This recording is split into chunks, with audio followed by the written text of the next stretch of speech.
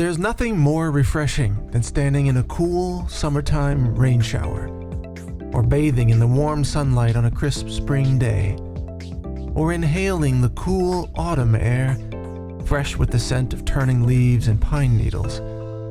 These things, rainwater, sunlight, air, have long been assumed to be not only free, but unclaimable. You can't claim to own the sunlight that falls on my front yard, for example. A corporation can't claim intellectual property ownership over the air that you breathe and demand that you pay a royalty for inhaling. But these days, Jackson County, Oregon says it owns your rainwater, and the county has sentenced a man to 30 days in jail and fined him over $1,500 for the supposed crime of collecting rainwater on his own property. The man's name is Gary Harrington, and he owns over 170 acres of land in Jackson County. On that land, he has 3 ponds, and those ponds collect rainwater that falls on his land. Common sense would say Gary has every right to have ponds with water on his 170 acres of land, created using the runoff of rainwater from his own land, but common sense has been all but abandoned in the state of Oregon, as you'll soon see. Much like California, Oregon is increasingly becoming a collectivist state. You didn't build that, the government built that. You don't own that, the government owns that. That rainwater that just fell on your land, that's the government's rainwater, and you're going to jail if you try to steal from the government. That's the explanation from Jackson County officials, who initially granted Harrington permits to build his ponds back in 2003. Yes, in Oregon, you actually need to beg for permission from the government just to have your own pond on your own land using your own rainwater runoff from your own acreage. But the state of Oregon revoked his permits a few years later after he had already created the ponds, thus putting Harrington in the position of being a water criminal who was, quote, stealing rainwater from the state. Tom Paul, administrator of the Oregon Water Resources Department, is an obedient water Nazi. He insists, quote, Oregon law says all of the water in the state of Oregon is public water, and if you want to use that water, either to divert it or to store it, you have to acquire a water right from the state of Oregon before doing that activity, end quote. What he means, of course, is not that the water is public water, but that it's government water. The government owns it. And if you steal from the government by, for example, collecting rainwater off your own acreage, you will go to jail. Thus, even when rainwater falls on your own property, you don't own it. The government owns it. You didn't build that, the government built that. That's not your land. You only lease it from the king. And by the way, your property tax is due again. Paul continues, quote, if you build a dam, an earthen dam, and interrupt the flow of water off of your own property and store that water, that is an activity that would require a water right permit from us. And by the way, just for the record, Harrington did not dam up a stream or a river. He simply dammed up the runoff of the rainwater of his own land that later empties into a stream. So he wasn't diverting an existing stream, he was simply capturing the water that falls on his own land. The state of Oregon openly admits on its website that you don't own the rainwater that falls on your own land. As stated on Oregon.gov, quote, under Oregon law, all water is publicly owned. With some exceptions, cities, farmers, factory owners, and other water users must obtain a permit or a water right from the Water Resources Department to use water from any source. That page also describes an exception to allow rainwater collection from rooftops, but not from a yard or a natural landscape. It says, quote, exempt uses of surface water include collection and use of rainwater from an artificial impervious surface, such as a parking lot or a building's roof. So, in other words, if Harrington had paved his fields with asphalt, then collected the rainwater, he would have been legal in Oregon. But because his fields were natural grasses, shrubs, and trees, the rainwater collection was deemed illegal. Harrington said that he will never stop fighting the government on this issue. As he says in CNS News, when something is wrong, you just, as an American, you have to put your foot down and say, this is wrong. You just can't take away any more of my rights, and from here on in, I'm going to fight it. Rainwater, it turns out, isn't the only thing that falls on your land. Sunlight also falls on your land, air resides above it, and minerals below it. If the state of Oregon already claims to own all the water that falls on your land, what's to stop them from claiming ownership over all the sunlight, too? If you erect your own solar panels on your own land, the state could then arrest you and charge you with stealing state property. All those photons you see belong to the state. Once the state declares sunlight to be community property, you instantly become a criminal for having solar panels on your house or in your yard. The collection of rainwater and sunlight are practices taught in sustainable living, permaculture, and throughout the green movement. Rainwater capture using ponds and swales is one of the most important strategies for restoring a local landscape. These rainwater capture practices help trees grow more quickly, and they accelerate the return of animal life to any region. They can even be used to restore a desert to a lush, food-producing forest. And even if you use a pond recreationally to have a paddle wheel boat or a canoe or do some fishing on it, it still benefits the local wildlife. It attracts animals, it gives them a watering hole, and it provides soil moisture around the pond that helps restore trees to the landscape. Capturing rainwater also reduces the burden on groundwater supplies and municipal water systems.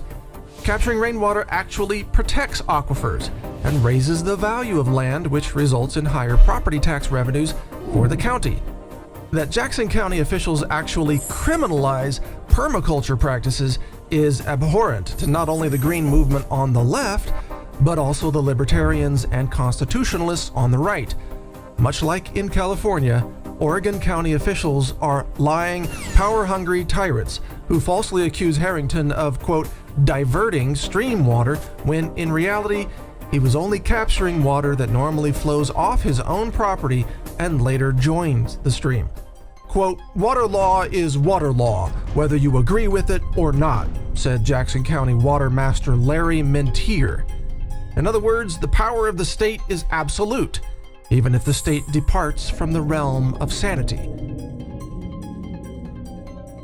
People who live in cities tend to be collectivists, and collectivists almost universally do not understand the natural world, the countryside, where food is produced. In the country, rainwater capture is a conservation technique. In states like Texas, it is openly encouraged by county and state officials. Counties actually give ranchers tax credits to build large dams that capture rainwater runoff from their own properties. In Texas, the ponds created from this practice are called tanks, and these tanks are crucial watering holes for livestock and wildlife alike. When the horrendous fires of 2011 swept through many areas of central Texas, it was these man-made ponds and tanks that served as refuge areas for dozens of bird species which fled the fires. So the very same water conservation technique that is encouraged in Texas is criminalized in Oregon, where the mindset there is so deeply infected with the delusions of socialism and even communism that the individual's ownership of his own rainwater isn't even recognized. And if the state of Oregon could claim it owns the water that falls on your land, then it can also just as easily claim it owns the air you breathe. There is absolutely nothing stopping Oregon, or any other state, from proclaiming air to be state property. If you breathe it, you owe the state money. The breathing fees will be small at first, perhaps only $10 a month, but over time they will be raised to exorbitant levels. It's a state-run shakedown, after all, and once the people become apathetic enough to allow the state to expand its power beyond all reason, there is no limit to the state's desire for total control over everything under the sun, including the sun. This is not difficult for the state to achieve. Oregon could simply pass a new law declaring all air that exists within state boundaries to be state property. Those who divert air by engaging in activities such as inflating balloons or compressing air and storing it in air tanks could be given stiff jail sentences. Think this couldn't happen? Think it's too stupid? It's no more stupid than what has already happened. The criminalization of capturing rainwater, a common permaculture practice for sustainable living. Do you see a pattern in all this? As naturalnews.com has reported, in just the last 18 months, California has declared war on small, local fresh milk farmers and distributors. Michigan has criminalized small local ranchers and animal operations. A city in Michigan has also tried to criminalize home gardens. The city of Tulsa, Oklahoma sent out a destruction crew to chop down a woman's edible landscaping garden of over 100 varieties of foods and medicinal herbs. What's the pattern here? Total state domination over all resources, land, water, food, medicine, and more. This is part of the ongoing effort to crush self-reliance in America and turn everybody into a mindless, hopeless slave of the state, living on USDA food stamps, eating corporate-engineered GMO, and following Agenda 21. Freedom means being able to speak your mind, capture your rainwater, bask in the sun, grow trees, raise backyard chickens, homeschool your children, say no to vaccines, defend your life and property against looters and violent crime.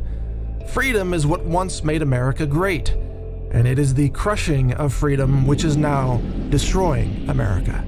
In Oregon, California, Michigan, Washington, D.C., and everywhere around the world where evil bureaucrats seek total power over all of humanity, our natural divine rights are being viciously stripped away. Our money supply is being eroded at an accelerated rate. Our right to due process has already been nullified by our own president with the NDAA. Our right to free speech is being increasingly censored and stifled. Our right to grow our own home gardens is under constant assault. The common cause behind all these attacks on freedom is collectivism. The idea that individuals have no value and that only the state can provide life, food, and an economy. This is accomplished through endless permit requirements that now make running something like an organic farm a paperwork nightmare. It is encapsulated in the recently publicized idea that, quote, "you didn't build that. The government built that," which ridiculously imagines that only government creates prosperity, not individual innovators and people who believe in hard work. With every new regulation, inspection, permit, and government burden placed upon farms and landowners, we are increasingly destroying our own futures by placing more power in the hands of tyrannical government. We are all becoming indentured servants to the state. Think you own your land? Try not paying property tax for a year. You'll find out very quickly that you don't own anything. The state owns it.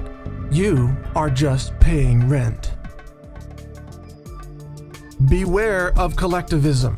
If you want to own anything in the future, your own house, your own land, your own rainwater, your own sunlight, even the air you breathe, you must stand up for individual rights of due process, property ownership, and of course, free speech.